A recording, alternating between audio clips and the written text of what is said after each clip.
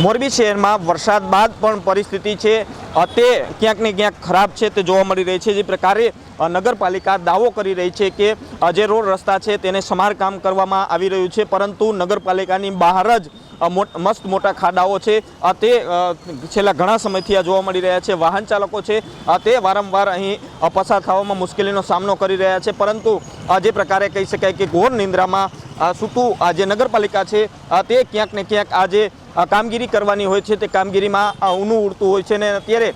દ્રશ્યોની અંદર જોઈ શકાય છે કે આ નગરપાલિકાના બહારના દ્રશ્યો છે કે જ્યાં વર્ષોથી આ ચોમાસા બાદ જે પરિસ્થિતિ ખરાબ થતી હોય છે ને તે પરિસ્થિતિને નિવારવા માટે ક્યાંક ને ક્યાંક આ તંત્ર છે તેમની ઘોર બેદરકારી સામે આવી રહી છે। વાહન ચાલકોને આ નગરપાલિકા વિસ્તારમાં પસાર થવું બહુ જ મુશ્કેલી છે, તે મુશ્કેલી પડી રહી છે। અહીંથી રોજના હજારો વાહન છે તે પસાર થઈ રહ્યા છે, 2 વ્હીલર હોય 4 વ્હીલર હોય, આ તમામ વાહન ચાલકોને આજે ખાડાના કારણે ત્રસ્ત થઈ ગયા છે, કારણ કે જે પ્રકારે તંત્ર દાવાઓ કરી રહી છે કે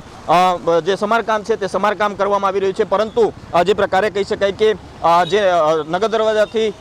જે સિવિલ બાજુ આવવાનો રસ્તો હોય કે પછી સનાળા તરફથી સિવિલ બાજુ આવવાનો રસ્તો હોય કે ગાંધી ચોકના તમામ રોડ રસ્તાઓ છે તે ક્યાંક ને ક્યાંક આ ખાડાના કારણે અત્યારે ખરાબ હાલતની અંદર જોવા મળી રહ્યા છે। જે પ્રકારે નગરપાલિકા દાવાઓ કરી રહી છે કે રોડ રસ્તાઓ છે તેમનું સમારકામ ચાલી રહ્યું છે, પરંતુ તેમની ઓફિસની બહાર જ જે પ્રકારના ખાડાઓ પડી ગયા છે તે ખાડાઓ જ બતાવી રહ્યા છે કે કેટલું કામગીરી છે તે કરવામાં આવી રહી છે। જે પ્રકારે ઇન્ચાર્જ ચીફ ઓફિસર હોય કે પછી હવે પરમેનન્ટ ચીફ ઓફિસર આપવામાં આવ્યા છે, પરંતુ જે સમસ્યાઓ છે તે સમસ્યાઓ હજુ પણ દૂર નથી થઈ।